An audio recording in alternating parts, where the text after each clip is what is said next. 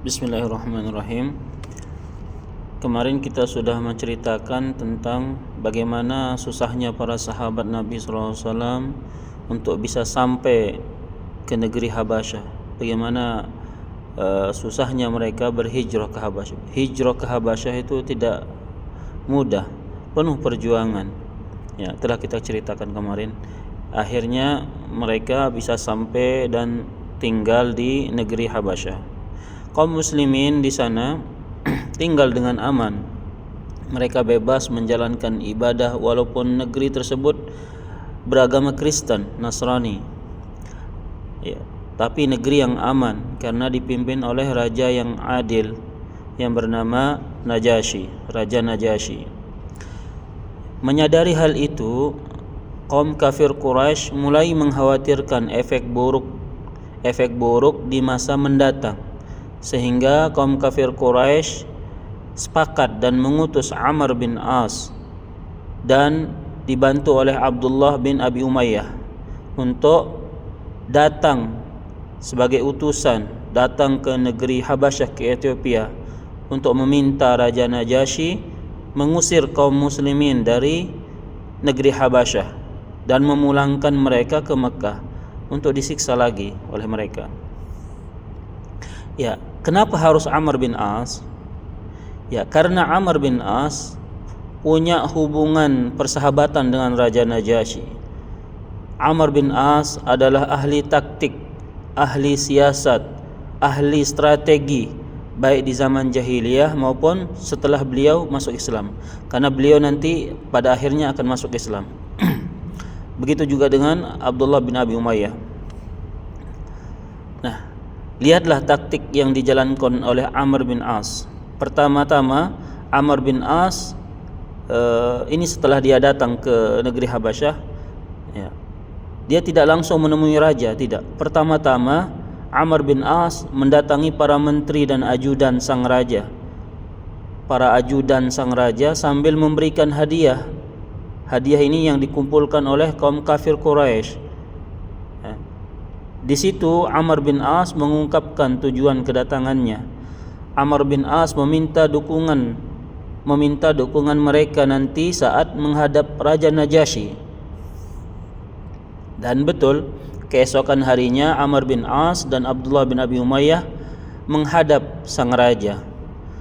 Amr bin As sambil mempersembahkan sebuah hadiah di hadapan Raja Najasyi dan para menteri, Amr bin As berkata, "Wahai sang raja, sebagaimana engkau ketahui bahwa sekelompok manusia-manusia rendahan dari kaum kami telah membuat agama baru. Mereka meninggalkan agama nenek moyang kami, kemudian datang kepadamu, tapi mereka juga tidak masuk agamamu. Mereka tidak masuk agamaku, mereka juga tidak masuk agamamu, tapi mereka tinggal bersamamu." Kemudian para menteri yang telah disogok mulai angkat bersuara satu persatu mendukung Amr bin As. "Tidak," kata Raja Najasyi, "tidak. Tidak. Sampai aku mendengarkan pendapat dari kedua belah pihak," kata Raja Najasyi. Ya. "Panggil mereka, yaitu kaum muslimin. Hadapkan mereka ke sini biar saya mendengar pendapat mereka. Jika apa yang dikatakan oleh kedua utusan ini benar, maka aku akan kabulkan permintaannya," yaitu permintaan Amr bin As dan Abdullah bin Abi Umayyah. "Tetapi jika tidak, maka saya tidak akan menyerahkan orang-orang yang datang berlindung kepadaku." Tak lama kemudian kaum muslimin pun hadir. Najasyi bertanya, "Seperti apa agama baru? Seperti apa agama baru kalian ini?"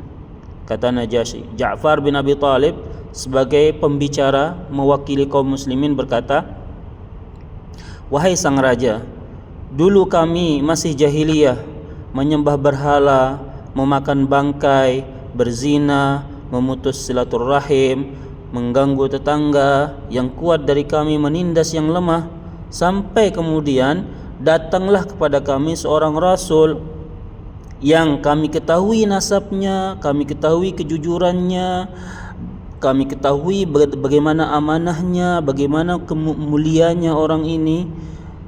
di antara kami. Kami tahu persis Rasul ini mengajak kami menyembah Allah dan tidak menyekutukannya, ya, hanya menyembah Allah. Dia juga mengajarkan kepada kami agar berkata jujur, menyambung silaturahmi, berlaku baik kepada tetangga, tidak boleh menyakiti dan membunuh orang, lalu mengajarkan sholat, zakat, dan perkara Islam lainnya. Kemudian kami percaya dan beriman kepadanya. Kami meninggalkan apa yang diharamkannya dan menghalalkan apa yang dihalalkannya. Nah, gara-gara itulah kami dimusuhi oleh kaum kami sendiri. Kami dipaksa untuk keluar dari agama kami. Mereka menyiksa kami sehingga kami terpaksa harus lari menyelamatkan agama dan nyawa kami. Dan tentunya kami lebih memilihmu dibanding negeri lain untuk berlindung. Ini banyak negeri lain, tetapi kami memilih negeri ini sebagai tempat berlindung. Najasyi bertanya lagi, apakah kalian memiliki sesuatu yang datang dari Allah? Bukti gitu, bahwa agama kalian itu benar-benar dari Allah. Ja'far kemudian membacakan Al-Quran, surah Maryam. Bismillahirrahmanirrahim. Kaf ha ya ain sad, dan seterusnya. Dalam surah Maryam yang dibaca oleh Ja'far, di situ terdapat kisah yang luar biasa tentang Siti Maryam, ibunda Nabi Isa, juga dengan Zakaria, juga bagaimana Isa. Nah, seketika itu suasana berubah menjadi hening saat Ja'far membacakan surah Maryam. Ya. Ja'far terhenti karena tangisan haru dari Najasyi dan para uskup yang hadir di situ. Ya. Saat Ja'far membacakan ayat Al-Quran, hening, dan ternyata mereka menghayati dan nangis. Kata Najasyi, wallahi, kata Najasyi, tidaklah yang kalian baca melainkan berasal dari sumber yang sama seperti yang diajarkan Isa kepada kami. Pulanglah wahai Amr, pergilah wahai Abdullah, demi Allah aku tidak akan menyerahkan mereka kepadamu, kata Najasyi. Nah, Amr diusir nih, Abdullah bin Abi Umayyah pun diusir. Raja Najasyi sangat tersentuh hatinya dengan bacaan Al-Quran, dan dia tahu bahwa apa yang dibaca ini adalah ayat atau firman Allah sebagaimana yang ada di kitab Injil. Nah, tapi Amr bin As adalah seorang pemimpin yang ahli strategi, yang tidak mudah menyerah begitu saja. Amr bin As mencoba lagi. Dia berkata, wahai sang raja, mereka ini mengatakan sesuatu terhadap Isa, silahkan tanya mereka. Ya. Kemudian Ja'far menjawab, wahai raja, kami mengatakan seperti yang diajarkan oleh Rasulullah. Kami mengatakan apa yang dikatakan oleh Rasulullah tentang Nabi Isa, yaitu seorang hamba. Isa itu adalah hamba Allah, dan Rasulullah Isa itu dilahirkan oleh Maryam dengan cara ditanamkan ruh di dalam rahim bunda Maryam melalui kalimat perintah Allah, kun. Maka lahirlah Nabi Isa tanpa bapa dan Maryam. Kemudian lahirlah Nabi Isa tanpa seorang bapa, dan Maryam adalah wanita yang suci yang tidak pernah disentuh oleh lelaki. Mendengar itu, Raja Najasyi turun dari kursinya, lalu kemudian mengambil sepotong kayu yang begitu pendek dan menunjukkannya di depan Ja'far dan kaum muslimin sambil berkata, perkataanmu tentang Isa tidaklah jauh dari pendapat kami. Jaraknya bagaikan potongan kayu yang pendek ini. Wahai kaum muslimin, tinggallah di negeriku sepuasnya. Tidak ada yang boleh menyakiti kalian sedikit pun. Ya, Raja Najasyi akhirnya mengembalikan hadiah Amr bin As dan Abdullah bin Abi Umayyah, dan mereka berdua diusir. Mereka kembali ke Mekah dengan tangan kosong dan penuh kekecewaan. Ya, begitulah akhirnya kaum muslimin menetap di negeri yang aman. Dia dijaga dan dimuliakan oleh Raja Najasyi. Raja Najasyi ini akhirnya beriman, masuk agama Islam, dan saat beliau wafat Rasulullah SAW menyolatkan dari jarak jauh, yaitu dinamakan dengan solat gaib. Raja Najasyi beriman kepada Nabi Muhammad SAW tapi tidak pernah berjumpa. Oleh sebab itu Raja Najasyi tidak tergolong sahabat, ya. Dia tidak tergolong sahabat Nabi, tidak tergolong golongan sahabat, walaupun dia hidup sezaman dengan Nabi. Ya, karena pengertian sahabat itu adalah apa? Sahabat adalah orang yang beriman kepada Nabi dan bertemu dengan Nabi. Itu pengertian sahabat. Beriman dan pernah berjumpa dengan Nabi SAW di satu zaman. Nah, oleh sebab itu Najasyi ini termasuk dinamakan dengan Al-Mukhadram. Al-Mukhadram, yaitu orang yang beriman kepada Nabi SAW di zamannya Nabi SAW tapi tidak pernah berjumpa dengan Nabi SAW. Seharusnya dia adalah seorang sahabat karena hidup di zamannya Rasulullah, tetapi karena tidak pernah bertemu dengan Rasulullah dan syarat menjadi sahabat itu adalah harus berjumpa dan bertemu dengan Rasulullah, maka Najasyi tidak digolongkan sahabat, tetapi beliau dinamakan dengan Mukhadram. Nah, ada beberapa orang yang Al-Mukhadram, ada beberapa orang Al-Mukhadram selain Najasyi. Kalau enggak salah ada 10 orang. Termasuk salah satunya adalah Uwais bin Amir Al-Qarni, seorang yang berasal dari Yaman, seorang yang beriman di zaman Rasulullah SAW namun tidak pernah berjumpa dengan Rasulullah karena beliau sibuk mengurus ibunya. Ya, tidak ada yang mengurus ibunya selain Uwais. Uwais ini adalah orang yang sangat berbakti kepada ibunya. Suatu saat Rasulullah SAW pernah bersabda kepada para sahabatnya, akan datang nanti dari Yaman, ya, seorang yang berbakti kepada orang tuanya. Apabila kalian menemukan, berjumpa dengan orang ini, kalian mintalah doa kepada dia, minta diistighfarkan, minta supaya Allah mengampunkan dosa kalian, karena orang ini adalah mustajab doanya, sangat mustajab doanya. Nah, Uwais Al-Qarni termasuk Al-Mukhadram. Dia beriman di zaman Nabi SAW tapi tidak pernah berjumpa dengan Nabi SAW karena kesibukan beliau yaitu menjaga orang tuanya. Ya. Dia sangat taat, dia sangat berbakti kepada kedua orang tuanya sehingga dia diberikan keistimewaan. Kata Rasulullah, apabila Uwais Al-Qarni berdoa, maka tidak ada yang ditolak doanya, wajib dikabulkan. Nah, di zaman Umar, dia selalu menunggu jika ada jamaah haji yang datang dari Yaman. Dia selalu mencari, apakah di antara kalian ada yang bernama Uwais Al-Qarni? Ternyata tahun itu tidak ada. Tahun berikutnya Umar menunggu dan mencari sampai bertahun-tahun berikutnya. Akhirnya dia bertemu dengan Uwais. Apakah kamu Uwais Al-Qarni? Iya. Kamu yang memiliki ibu? Iya. Kamu yang pernah punya penyakit kusta kemudian sembuh kecuali satu keping seukuran kepingan emas? Iya betul, saya orangnya. Kata Umar, aku mendengar Rasulullah bersabda, jika kalian bertemu dengan Uwais begini-begini sifatnya, maka mintalah doa, minta didoakan oleh Uwais Qarni. Maka doakanlah aku wahai Uwais. Kata Uwais, kamu siapa? Kata Uwais, saya adalah Umar bin Khattab. Akhirnya Uwais berdoa dan memintakan ampun untuk Umar. Lihat sahabat Umar.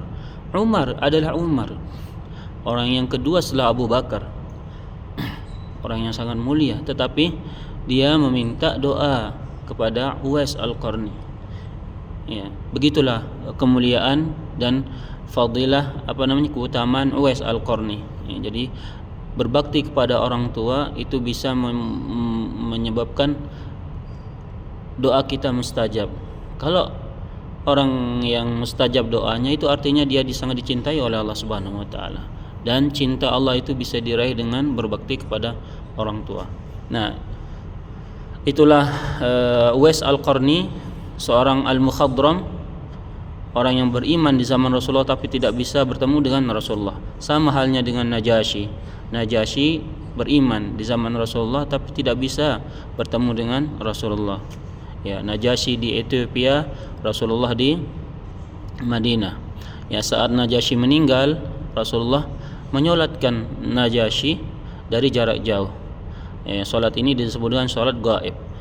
Solat jenazah itu apabila di depannya mayit langsung disebut dengan solat jenazah. Tetapi kalau jenazahnya di tempat lain, kemudian kita solatkan jenazah itu disebut dengan solat gaib. Kaum kafir Quraisy semakin khawatir terhadap perkembangan Islam di Habasyah. Ditambah lagi setelah gagalnya usaha Amr bin As dan Abdullah bin Abi Umayyah. Kini mereka harus bekerja lebih keras lagi agar tidak ada yang kabur ke Habasyah. Kemarahan kaum kafir Quraisy semakin memuncak. Rasulullah dan para sahabatnya tidak bisa berbuat apa-apa. Abu Bakar As-Siddiq tidak bisa lagi membantu kaum muslimin yang lemah seperti sebelum-sebelumnya. Bahkan dirinya sendiri dianiaya sampai hampir kehilangan nyawa. Abu Bakar melihat dirinya tidak mampu berbuat banyak di Mekah. Abu Bakar meminta izin Rasulullah untuk berangkat hijrah ke Habasyah. Rasulullah mengizinkan Abu Bakar. Singkat cerita, Abu Bakar berangkat menuju Habasyah. Setelah perjalanan 2 hari dari Mekah, Abu Bakar bertemu dengan Ibnu Dugunnah. Ibnu Ad-Dugunnah, namanya Ibnu Dugunnah, seorang penguasa kaum Ahbash. Kaum Ahbash adalah persatuan antara anak cucu Al-Harith bin Kinanah dan anak cucu Al-Hun bin Khuzaimah bin Mudrikah. Kaum tersebut menempati lembah yang berjarak 2 hari perjalanan dari Mekah. Ibnu Dugunnah bertanya, "Mau kemana wahai Abu Bakar?" Abu Bakar menjawab, "Mau hijrah ke Habasyah. Orang-orang menyiksaku dan menekanku, jadi terpaksa aku keluar dari Mekah." Ibnu Dugunnah berkata, "Mengapa wahai Abu Bakar? Sungguh orang sepertimu tidak pantas diperlakukan seperti itu. Engkau orang yang baik, banyak membantu orang lain, menyambung silaturahmi, menyantuni fakir miskin. Kembalilah ke Mekah bersamaku. Kembalilah ke Mekah bersamaku. Aku akan menjamin keselamatanmu," kata Ibnu Dugunnah. Singkat cerita, Abu Bakar kembali ke Mekah. Sementara itu, Ibnu Dugunnah berdiri dan menyeru, "Wahai kaum Quraisy, ketahuilah bahwa Abu Bakar mulai saat ini berada dalam jaminanku. Siapa yang berniat menyakitinya akan berhadapan dengan kaum Ahbash." Maka sejak saat itu Abu Bakar berjalan di kota Makkah dengan aman. Melaksanakan ibadah pun tidak ada yang berani mengganggu. Tapi sampai pada suatu hari saat Abu Bakar sholat di musallanya di depan rumah dia, Abu Bakar adalah orang yang cepat menangis dalam sholat tatkala membaca ayat Al-Quran. Pemandangan itu memancing anak-anak, budak, dan wanita-wanita datang menyaksikan Abu Bakar sholat. Jadi setiap Abu Bakar sholat, orang-orang itu datang melihat dan menikmati betapa sejuk dan tenangnya Abu Bakar saat sholat. Ternyata suasana tenang dan tentram itu juga dirasakan oleh orang-orang yang menonton, sehingga membuat mereka ketagihan menonton Abu Bakar sholat. Nah, kabar itu sampailah ke telinga para pembesar Quraisy. Mereka mendatangi Ibnu Dugunnah dan berkata, "Wahai Ibnu Dugunnah, kami sangat menghormatimu. Kami tidak mengganggu Abu Bakar seperti yang engkau minta. Tapi Abu Bakar telah mengganggu kami. Kami takut anak-anak kami dan orang-orang yang lemah dari kami terpesona oleh sholatnya Abu Bakar. Maka dari itu perintahkan dia untuk sholat di dalam rumahnya, jangan di musolanya," kata orang-orang kafir itu. Lalu Ibnu Dugunnah mendatangi Abu Bakar dan menyampaikan perkataan orang-orang kafir itu. Abu Bakar berkata, "Kalau begitu putuskan saja hubungan ini. Biar urusanku saya serahkan kepada Allah semata." "Baik," kata Ibnu Dugunnah. Dia pergi dan mendatangi kaum Quraisy, mengumumkan bahwa mulai saat ini, kata Ibnu Dugunnah, Abu Bakar tidak lagi berada dalam jaminanku. Urusannya bukan lagi urusanku, kata Ibnu Dugunnah. Ya, sehingga pada suatu hari saat Abu Bakar berada di Ka'bah, seorang kafir menaburkan tanah di kepalanya yang membuat orang-orang kafir di sekitarnya tertawa. Kemudian lewatlah Al-Walid bin Mughirah atau kalau enggak salah Al-As bin Wa'il, berkata, "Lihatlah apa yang telah membuat orang bodoh ini diketawain." Kemudian Abu Bakar bangkit dan berkata, "Kalianlah yang sesungguhnya telah berubah menjadi orang bodoh."